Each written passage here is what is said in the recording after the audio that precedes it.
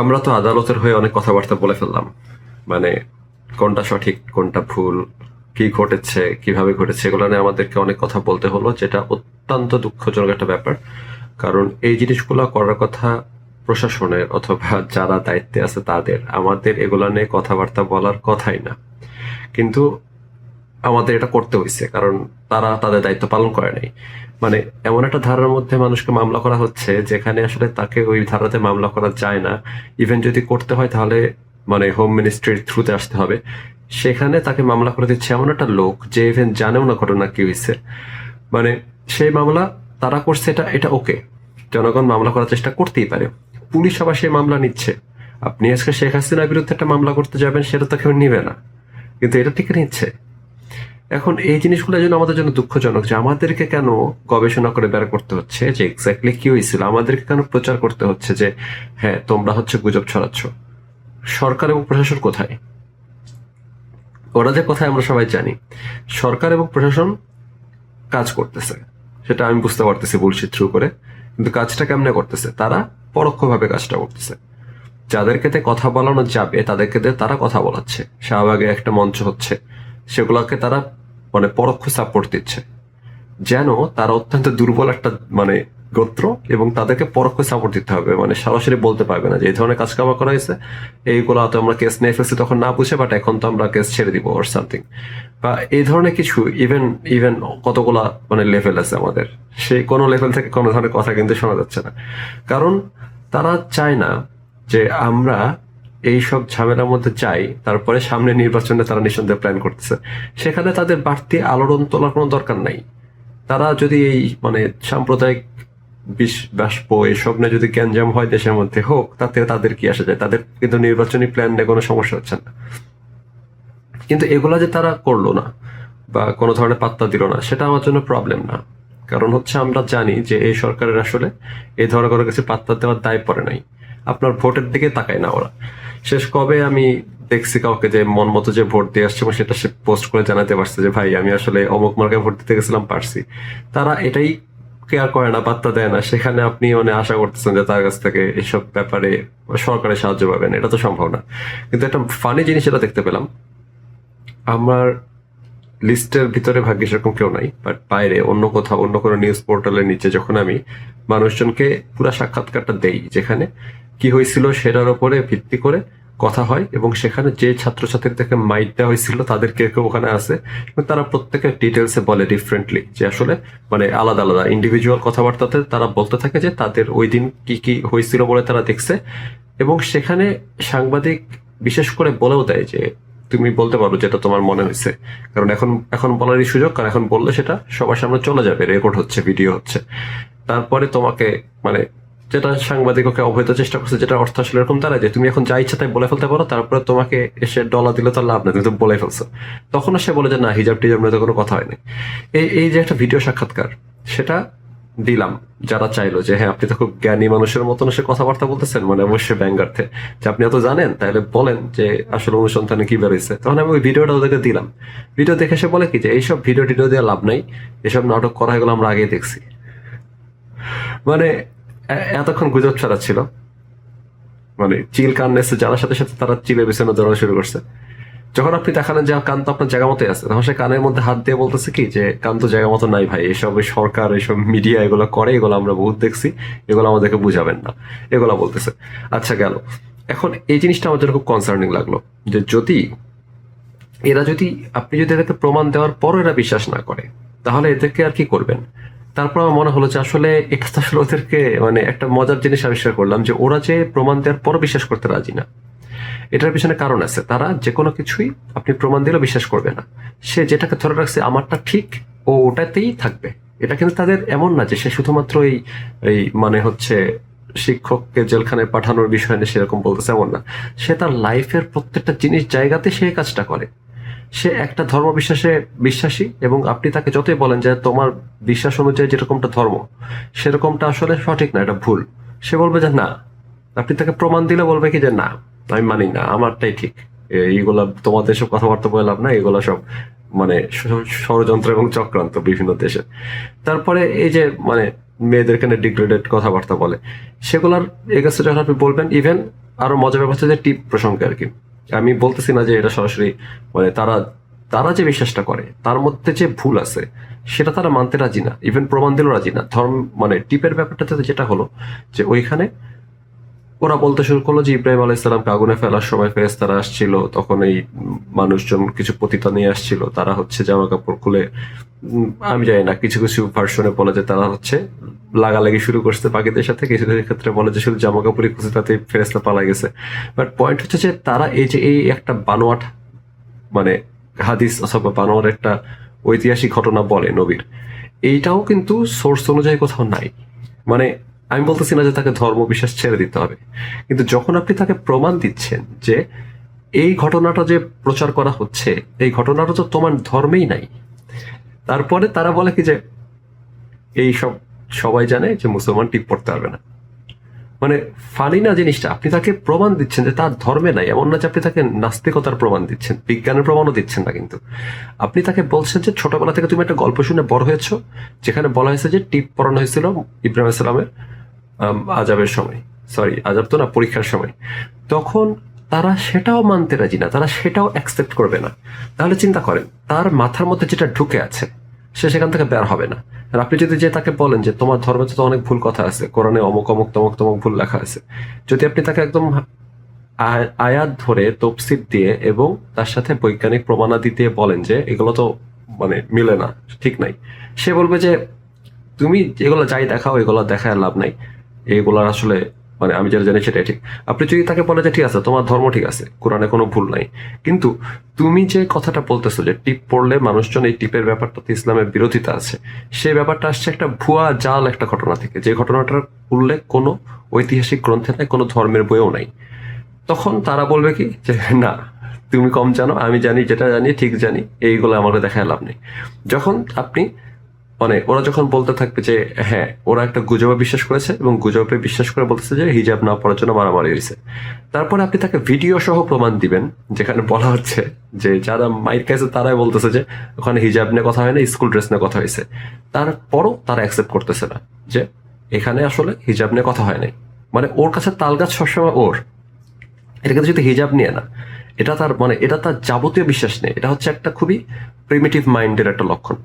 মানে সে নতুন কিছু অ্যাডাপ্ট করবে, গ্রহণ করবে, এটা তার মধ্যে নাই, এটা সে পারে না, এইটার যে একটা কনসেপ্ট আছে এটা সে জানেই না।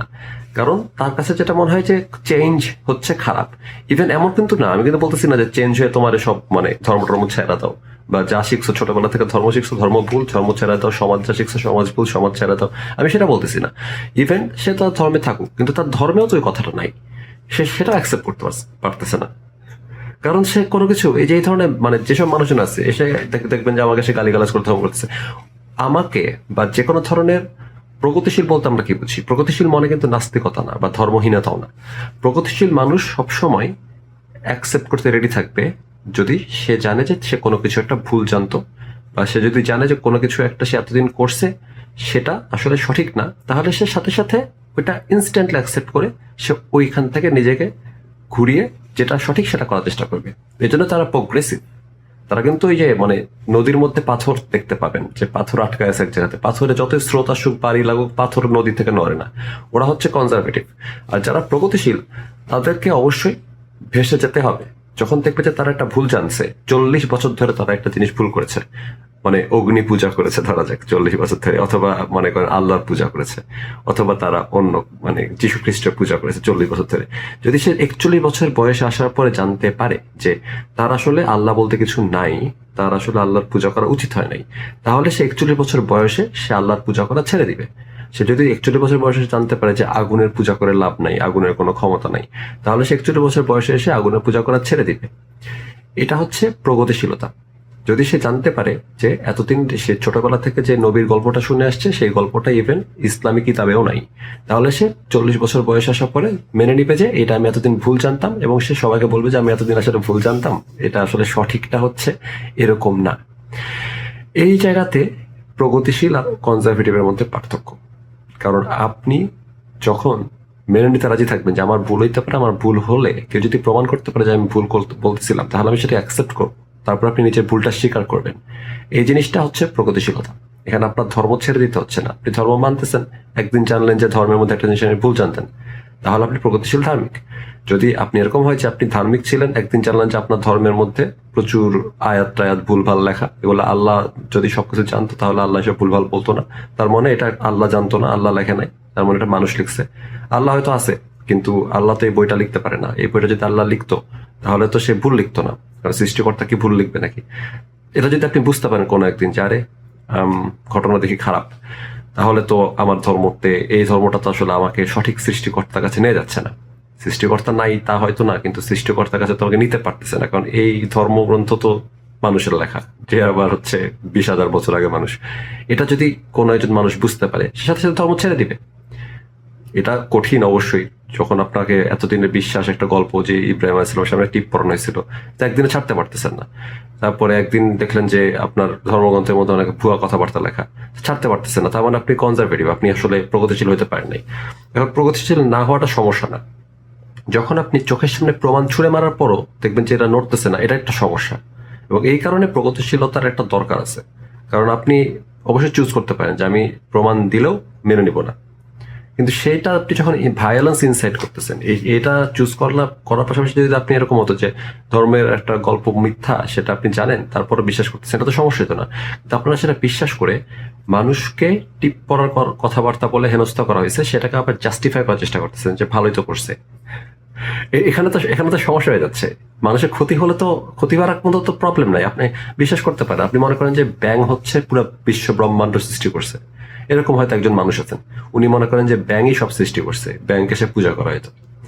এখন আমার কোনো প্রবলেম না এখানে, কেউ হয়তো এমন একটা ধর্মগ্রন্থ মানে যে ধর্মগ্রন্থের মধ্যে অনেক ভুলভাল কথাবার্তা লেখা আছে, আমার তো কোনো প্রবলেম নাই ভাই। আপনার যদি মনে শান্তি লাগে আপনি ব্যাঙের পূজা করেন, ব্যাংকে সর্বশক্তিমান ভাবেন, ব্যাংকে হচ্ছে বিশ্ব ব্রহ্মাণ্ডের স্রষ্টা ভাবেন, আমার তো কোনো প্যারা নাই। আপনি যদি মনে শান্তি পান আমি আপনার জন্য হ্যাপি। আপনার ব্যাঙের পূজার জন্য যা লাগবে আমি আপনাকে আয়না দিব, আপনার মানে কোরআন খতম দেওয়ার জন্য যা লাগবে আমি আপনাকে আয়না দিব, বাইবেল মুখস্থ করার জন্য যা লাগবে আয়না দিব। আপনি ভাই শান্তি পাচ্ছেন মনের মধ্যে, করেন। কিন্তু সেটাকে যদি আপনার মাইন্ডসেটকে এভাবে পাল্টাই দেয়, যেখানে আপনাকে সামনে ভিডিও দিলেও আপনি বলবেন কি যে না এগুলো তো ভিডিওতে রাখবেন, তো বলবেন কি যে হিজাব পরার জন্য মারছে, ভিডিও দেওয়ার পর বলবেন যে এগুলো তো বানানো যায়, এগুলো জোর করে বলাইছে। মানে ওই যে নাসিরনগরে যে মারামারি ভাঙাভাঙি হলো, এতগুলো সাম্প্রদায়িক হামলা হলো, সেখানে যাওয়ার পর তখন কি হলো, আগে বললো কি যে এই যে এগুলো করছে ওরা ইচ্ছা করে করছে হিন্দুরা। তারপরে যখন দেখা গেলো যে আসলে একজন মুসলমান কোরআন রেখে আসছে, তখন আবার সবাই চুপচাপ করতে ঢুকে গেলেন। একজন প্রগতিশীল লোককে দেখলাম, মানে সেলফ সার্টিফাইড প্রগতিশীল, সে বলে কি যে আপনারা যে সবাই টিপনে চিল্লাফাল্লা করেন, এখন বোরখা পরে থাকেন, এটা আমি এখন সবার কাছ থেকে জানতে চাই যে কেন কেউ বোরখার ঘটনার পরে টু শব্দটা করতেছেন না। এরপরে ফানি জিনিসটা হলো কি, বের হয়ে আসলো যে বোরখা নিয়ে কিছু হয়ই নাই। তারপর থেকে ওই ভদ্রলোক আর টু শব্দ করতেছেন না। ওনাকে একটা পোস্ট দিয়ে বলা উচিত ছিল না যে আমি আসলে একটা ভুল কথা লিখে ফেলেছি, গুজব ছড়াতে সহায়তা করে ফেলেছি, আমি দুঃখিত। তারা এটা বলতেছে না। একটা মানুষও আমি দেখি না এখন পর্যন্ত যে পোস্ট সরাইছে, কমেন্ট ডিলিট করছে ভুল বলে ফেলা পর। ভাই আমি একটা জিনিস ভুল বলে ফেলা তো আমারই লজ্জা লাগে, তারপর তো আমি ওটাকে ডিলিট করে অনলি মি করে আমি একটা পোস্ট দিই যে ভাই ওটা আসলে ভুল ছিল, সঠিকটা এরকম। তাই না? আমি তো তাই। ওরা দিচ্ছে না কেন? কারণ তারা প্রগতিশীল না। কিন্তু প্রগতিশীলতা হওয়া লাগবে, আপনাকে ধর্ম ছাড়তে হবে এমন না, আপনাকে সমাজ ছাড়তে হবে এরকম না, কিন্তু আপনাকে প্রগতিশীল হইতে হবে। কারণ যদি আপনি প্রগতিশীল না হন তাহলে আপনি তো বাকিদের ক্ষতি করতেছেন। আপনি বাকিদের ক্ষতি করে কি বেনিফিট পাচ্ছেন? আপনি নিজে তো কোনো বেনিফিট পাইতেছেন। যদি এমন দেখতাম যে আমি এসব লোকজনকে পছন্দ করি যারা হচ্ছে মনে করেন যে সস্তা ছিনতাইকারী, গলিতে যাচ্ছি, ছিনতাইকারী আমাকে চাকু মেরে আমার ফোনটা নিয়ে গেল, আমি মরে গেলাম, আমার কোনো আপত্তি নেই। কারণ ওই ছিনতাইকারী কি করতেছে, ও আমাকে চাকুটা মারছে আমার ফোনটা নেওয়ার জন্য, মানি ব্যাগটা নেওয়ার জন্য। নেওয়ার পরে সে কি করবে, গাঞ্জা খাবে হয়তো, অথবা হেরোইন খাবে, কিছু একটা খাবে আর কি সে, অথবা যাই করুক করবে। তার একটা কাজে লাগছে কিন্তু আমি মহিলা, তাই না? আমার এখানে কোনো সে নাই। সে সে গাঁজা খাবে, এটা তার কিন্তু একটা শারীরিক চাহিদা, তার নেশা হোক, সেটা প্রচলিত অর্থে নৈতিকভাবে খারাপ হোক, যেমনি যাই হোক না কেন, সে কিন্তু তার একটা প্রয়োজন মেটানোর জন্য আমাকে মারছে। একটা বাঘ, একটা সিংহ কখনো শুধু শুধু প্রাণী মেরে ফেলে না, তাদের খিদা লাগবে, খেতে হবে, মারছে, চিন্তাকারীও তাই করছে, ওর অ্যানিমাল ইনস্টিংক্টের উপর কাজ করছে। কিন্তু যখন আমি এরকম কাউকে দেখি যার কোনো ধরনের কাজেও লাগতেছে না, আপনি যে এই ধরনের কথাবার্তা গুজব যে ছড়াচ্ছেন, আপনার ব্যাংকে একটা টাকা ঢুকতেছে না, এই যে যারা হচ্ছে উগ্রবাদী লোকজন, আমার মুন্ডু কেটে ফেলতে চাই, ওদের হাতে মরতে চাই না, চিন্তাকারীর হাতে মরতে আমার কোনো প্রবলেম না। চিন্তাকারী আমার কাছ থেকে ফোন মানে ব্যাগ নিয়ে গাঁজা খাবে, কিন্তু ওই উগ্রবাদী আমাকে মেরে কি করবে? কিছুই করবে না, ওর পকেটে একটা টাকাও ঢুকবে না, ও হচ্ছে একটা মানে গাঞ্জাও খেতেও আমার ফোনটা নিবে না, তাহলে লাভ কি? হুদাই ময়রা তো লাভ নাই। হুদাই যে আপনারা এরকম ঘৃণা ছড়াচ্ছেন, তারপরে যে টু শব্দ করতেছেন না, এটা করে তো লাভ নাই। যদি আপনার ব্যাংকে 500 কোটি টাকা ঢুকে, অথবা যারা রাজনৈতিক স্বার্থে সব গুজব ছড়াচ্ছে, ওদেরকে আমার কোনো সে নাই। ওরা কেউ কিন্তু এই সংঘবদ্ধভাবে গুজবগুলো ছড়াইছে, এসব ঘটনা ঘটাইছে, তাদের নিয়ে আমার কোনো প্রবলেম নাই কিন্তু, কারণ তারা এখান থেকে একটা পলিটিক্যাল বেনিফিট পাওয়ার চেষ্টা করতেছে। কিন্তু আপনি এক বোকাচোদা, যে কিছুই পাবেন না, একটা 2 টাকাও পাবেন না, আপনার কোনো পলিটিক্যাল পোস্টও দেওয়া হবে না, আপনি এখানে গুজব ছড়াচ্ছেন, তারপরে আপনি আশা করতেছেন যে মানে এটা থেকে যাবে, যখন দেখতেছেন যে গুজবটা আসলে আপনি ছড়াই ফেলছেন, এটার মতো ভিত্তি ছিল না, তারপর আপনি পোস্ট ডিলেট করতেছেন না, তা আপনাকে কেউ প্রমাণ দিলে বলতেছেন যে এগুলো তো বানানোই যায়, মানে তাল গাছ আপনার, তা আপনার তো কোনো বেনিফিটও হচ্ছে না। এই আপনাকে তো আমি ক্ষমা করতে পারবো না, আপনাদেরকে আমরা ক্ষমা করতে পারবো না, সরি। এরকম ধরনের লোকজনকেও আমি এখন থেকে সামনে পেলে ব্লক করে দিব।